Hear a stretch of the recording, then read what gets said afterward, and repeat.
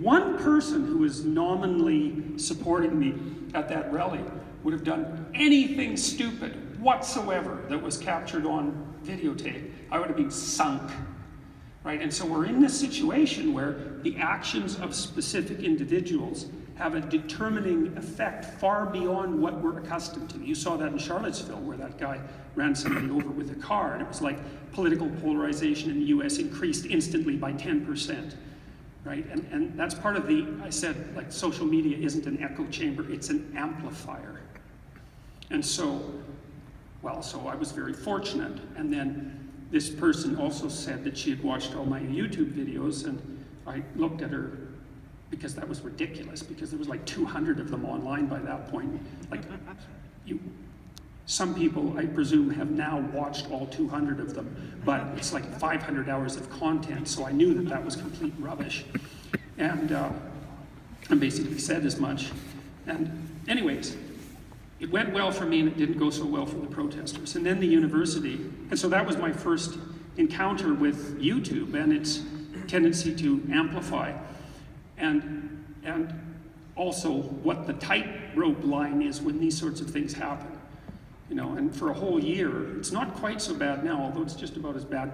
I lived in absolute terror of two things: ever saying the wrong thing, even if it was clipped out of context, right? Or having something unearthed that I said before that was the wrong thing, even if it was taken out of context. Now, luckily, and this was kind of unique, I already had 260 videos, 200 videos up.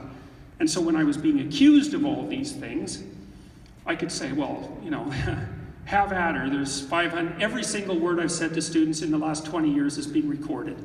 If you want to find some Nazi propaganda, it's like, have at her, man. Good luck to you. And of course, it was not only false, it was antithetical to the truth, because I'd been teaching people about Nazi atrocities for 30 years and trying to help people understand how it was that it would be likely, had they been in Nazi Germany, that they would have been on the side of the Nazis and not on the side of the Jews. You wouldn't have been the hero, you would have been the perpetrator, statistically speaking, and that you really need to understand that.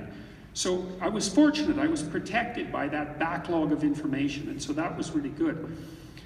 And then the university did another thing that reversed. You know, they wrote me a letter saying, you know, all these people are complaining, you're making the campus an unsafe place, and you might be violating our code of conduct and the law.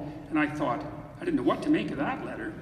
I told them to take the letter back, because I said, look, if you're going to go after me, because I actually like the University of Toronto, so if you're going to go after me, you should go after me correctly.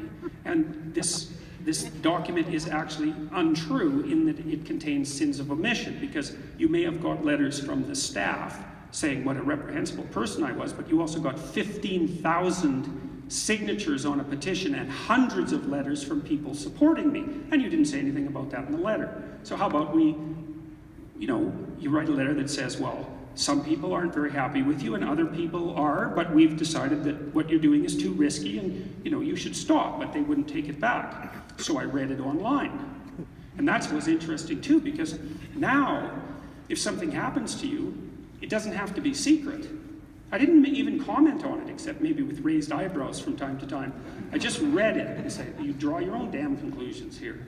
And I was actually, I wouldn't say secretly happy about it, because I wasn't, because my job was at risk, and that wasn't all that was at risk, but my job certainly was. But I had said when I made the video criticizing Bill C-16 that the act of making the video was probably illegal. And then the university came out and said, what you're doing is probably illegal. And so my claims, which the press was very divided about this, and they thought, well, maybe I was being too radical in my claims, but then the university came out and said, well, you're probably violating the law and you should shut up. And I said, I told you that that's how this law was constructed. And then they did it again. And I know how HR departments works. It's like one letter is like, shut the hell up. Second letter is, we told you once already to shut up. Third letter says, we told you twice, you didn't, so now you're in trouble. And then the fourth letter is, see you later. And if you're a tenured faculty member and you break the law, that's sufficient to be not a tenured faculty member. So they were gearing up to do this. And Well then, to say that, well man, that was really something. Then what happened was, there were reporters at our house for like 4 months, lined up, just all the time. Literally, 8 hours a day. There were reporters coming in and reporters going out. There's about 250 newspaper articles published in Canada about this over about a 2.5-month period. And that didn't count the podcasts and the radio shows and the TV coverage. And like it was absolutely insane. I've never seen anything like it. And see, I was trying to figure out what was going on at that point, because my sense when I made the videos was this had nothing to do with transgender rights. This is indicative of a deep war of ideas, and this is just the latest manifestation of that deep war of ideas. Maybe it was a war at a philosophical level, or even a war at a theological level, which I actually think it's such a deep war that it is a war at a theological level. And that was sort of the level at which I was going after it. And I believe that subsequent events demonstrated that that was the case, because what should have happened, I always think of counterfactuals. You know, if a client comes into my office and the first time I see them and they're all upset because they couldn't find a place to park and they're late and they're all apologetic, and I think, okay, well now I know something about you, because you could have come in here and said, why the hell didn't you tell me where the parking was? I'm late. Or you could have thought to yourself, well, this is my time anyway, so I don't have to apologize. So you run these counterfactuals. It helps you understand the world better. And I thought, well, what should have happened was that, you know, I made these videos, 2 in the morning, they're 15 minutes long. There's a little flurry of interest, and then it's like on to the next thing. But that is not what happened. That didn't happen even a little bit. What happened was so opposite from that that I still don't know what to make of it. And of course, this is part of it, the fact that I'm here talking to all of you people. And then what happened was that the press flipped and came on my side. So 200 Canadian newspapers, there's a consortium, came out and said, well, we support Peterson. And then a huge number of mainstream journalists, like the powerful independent mainstream journalists, Barbara Kay, Antonella, what's Antonella's last name? I can never remember names, it's so embarrassing. Margaret Wenta, Conrad Black, that crazy newfie who goes on CBC at night. What's his name? Rex Murphy, yeah, they all came out on my side, because what they did the journalistic homework, and they went and read the things I read, and they found out that, if anything, I was understating the catastrophe that was written into the Ontario Human Rights Commission website. So, for example, one of the catastrophes was they wrote in a social constructionist view of gender identity. That's law in Canada now. And it's hard to say exactly how significant that is if you don't know. What it means is, maybe, is that to have a view that biology is the primary determinant of gender identity is now illegal. Now, I don't know that for sure, and you can say, well, maybe that's alarmist, but hey, I know how ideas unfold across time. You know, you have an idea, you put it in the law.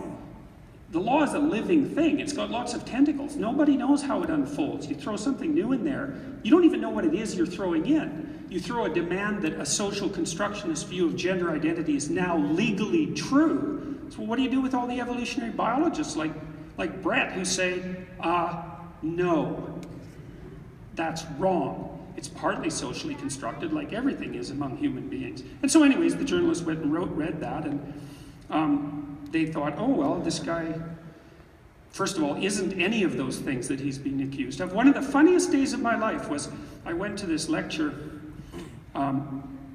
where I was being accused of being a racist and a transphobe and a bigot and all of these things. And the same day, literally the same day, there were 30 people in my house on the 3rd floor, and about 15 of them were from this native tribe, Kwakwaka'wakw. They live on the tip of northern Vancouver, and I'd established a relationship with a carver there named Charles Joseph, who recently had a huge totem pole erected in front of the Montreal Museum of Fine Art. I'd established a working relationship with him. He was a residential school survivor, and I'd been buying a bunch of his art, and I built a modern replica of a Kwakwaka'wakw big house on my 3rd floor with his help, and filled it with totem poles and all these things. He brought a bunch of his people to Toronto and had an induction ceremony, and I was inducted into their tribe. And that was the same day. It was like what do you make of that? It's so surreal, you know, to go from one of those worlds to the other. And I had many surreal days like that. Anyways, then I had this debate at the university, which the university graciously decided to host. And I talked a lot to the dean, and we kind of came to some terms, and they basically decided that they would leave me alone.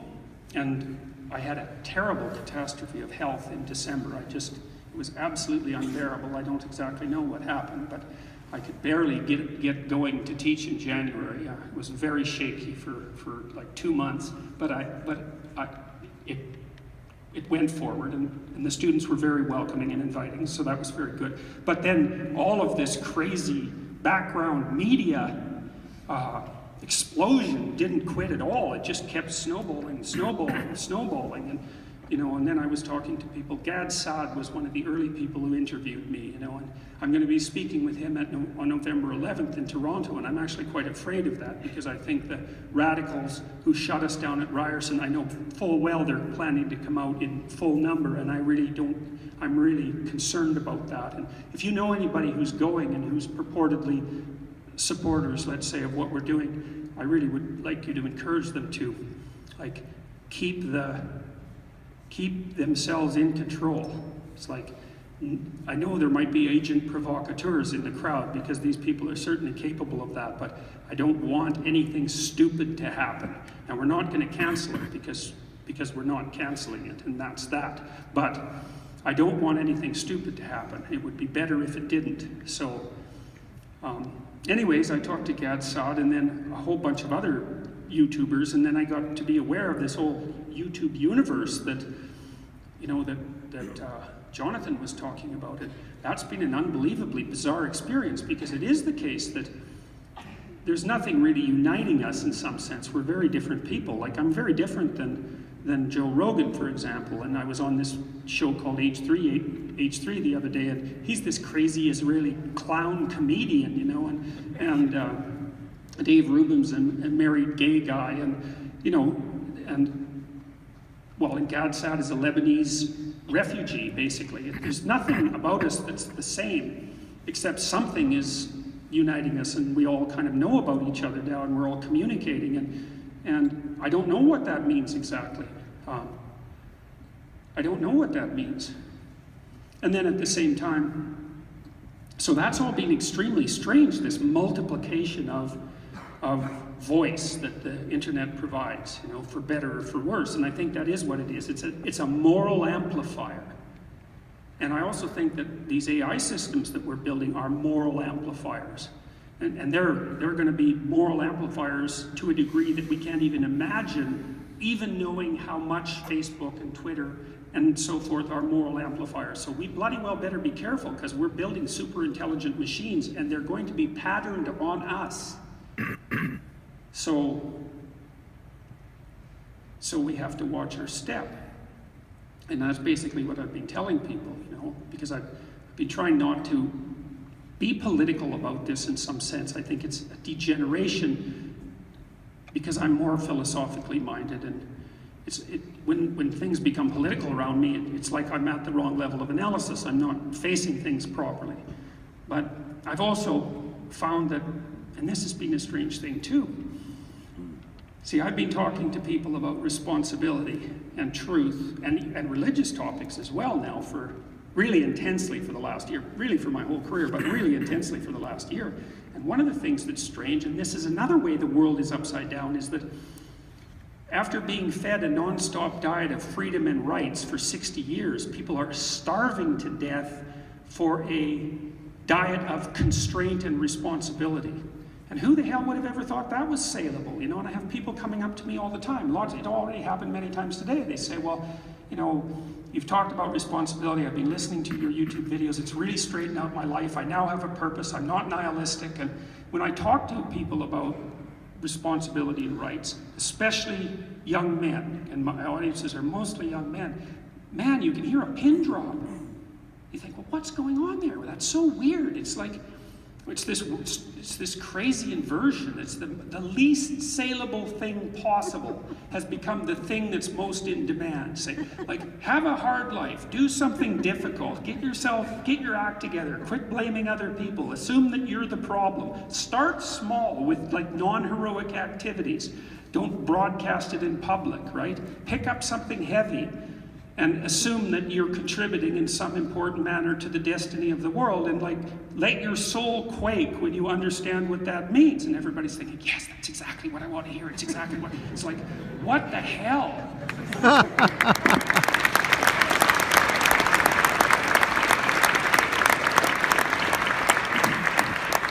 And then there's these biblical lectures, and I thought, this is another upside down thing. I thought, okay, as I've put business plans together before, and I know how you evaluate a business plan. So here's the business plan.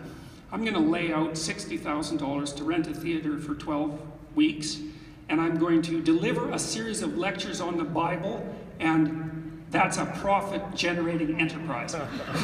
Do you want to invest? It's like, this guy needs antipsychotic medication, and he needs it quickly. And so I thought, well, I'm doing this because I want to walk through these stories. And the reason I want to walk through these stories is because they're foundational stories. I understand that. There are foundational stories, for better or for worse. And we can't get rid of them without getting rid of the foundation. And that's a bad idea. So at least we better understand them before we dispense with them, and that goes for me too. And so I started doing that, and they're ridiculously popular. Like, they always sell out. The audience is dead silent, and the atmosphere of the room is really, really positive, not in that namby-pamby, wretched, harmless way, but in the sort of charged energy, looking for a good thing to do way. And the questions are really intelligent, and so and deep too, and so that's really cool. And then I release them on the net, and the most popular video I have ever made is an introduction to the idea of God, which is the intro to this biblical series, and it's got like 850,000 views. And then I get all these, like Jonathan said, he's got all these atheists supporting him, these bloody Orthodox icon carvers. What the hell's up with that? And like a tremendous number of the people who are writing me and commenting on YouTube are also atheists. They're saying, well, I'm an atheist, committed atheist, but I've been really interested in what you've been saying about these religious stories. And so that's another indication of the fact that everything's upside down. And I'm going to keep making those biblical videos because I've been trying to sort through my priorities, and I don't know what my priorities are because my life is completely surreal. It's like I stepped into a parallel universe, And so I've been trying to figure out, well, what should I be doing? And one thing I do know is that I'm going to continue with those biblical lectures because I think they might be the most significant thing that I'm doing.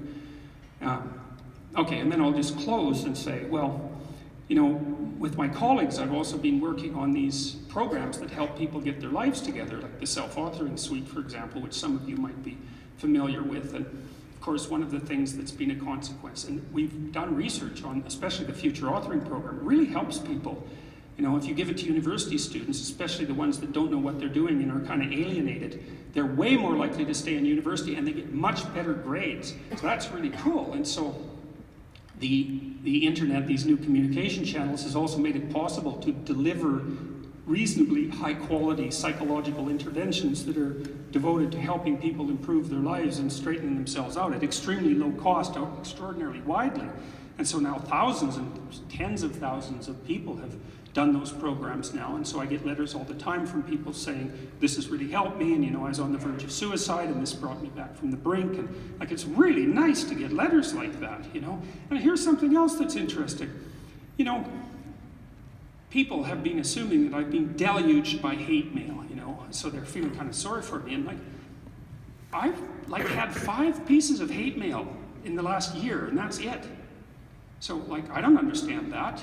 I don't know what it is. Maybe the SJW types don't have the energy to pen a hate letter, although they certainly seem to. But for some reason, although they'll come out and protest like they did at McMaster, they're not really directly going after me with those sorts of channels of communication. Someone spectacularly reprehensible just littered my neighborhood. I actually know who it is. Littered my neighborhood with community safety warnings, claiming that I was, the general Satan himself in various manifestations, essentially.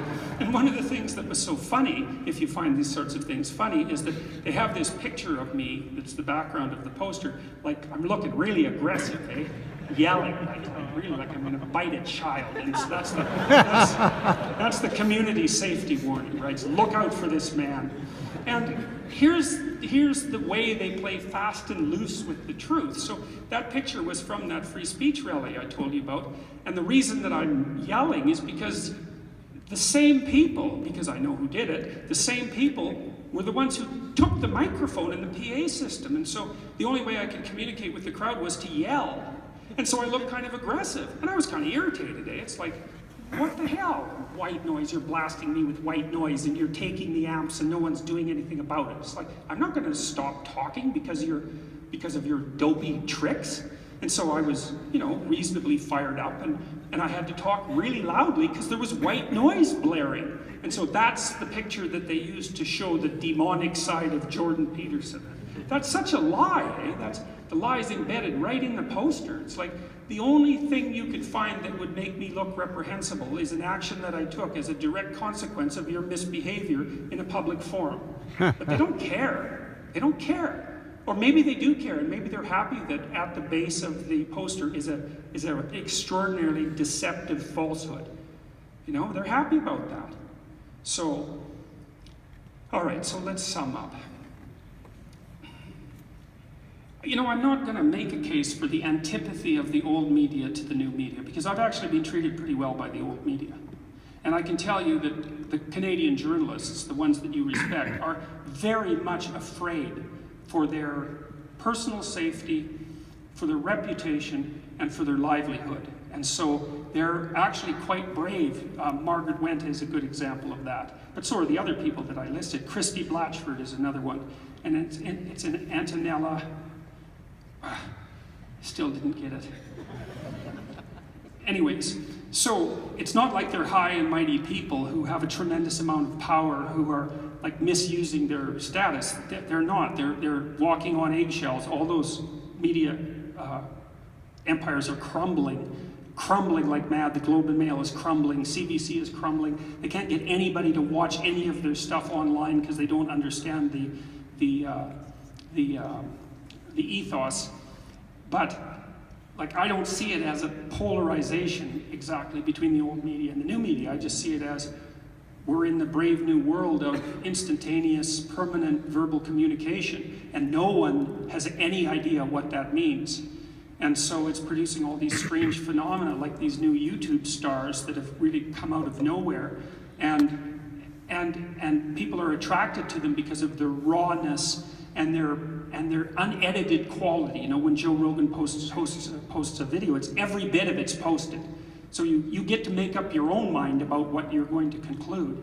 And so that seems to be a really good thing. So maybe that means that free speech is alive and well, and maybe it's even flourishing. Who knows?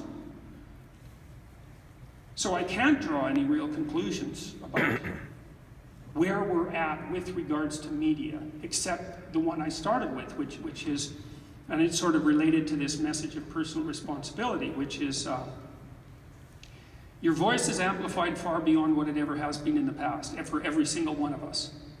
And it can get amplified, if you're not careful, it can get amplified way more than you'd ever hope or suspect.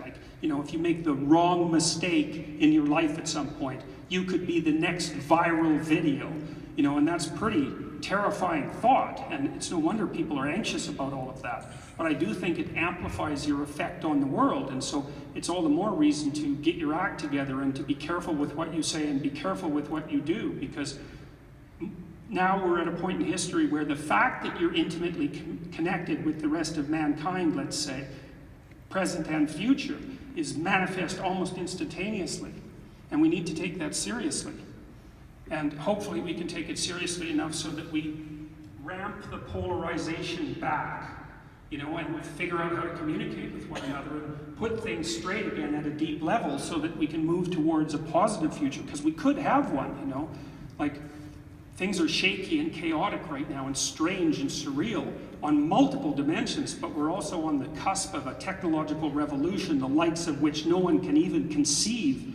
And maybe things could become incredibly much better if we walk carefully and think carefully and orient ourselves properly. And so that's what I hope that we all do, and that's what I'm trying to promote when I do my videos and all of that. So, and that people seem to find that useful, and they actually seem to be doing it, and I think that's better than engaging in the polarized wars and trying to be right and win the arguments and all of that, because I just don't think that that's going to work. So be careful, and be awake, and pay attention to what you say, and clean up your rooms. And that's good enough. Thank you.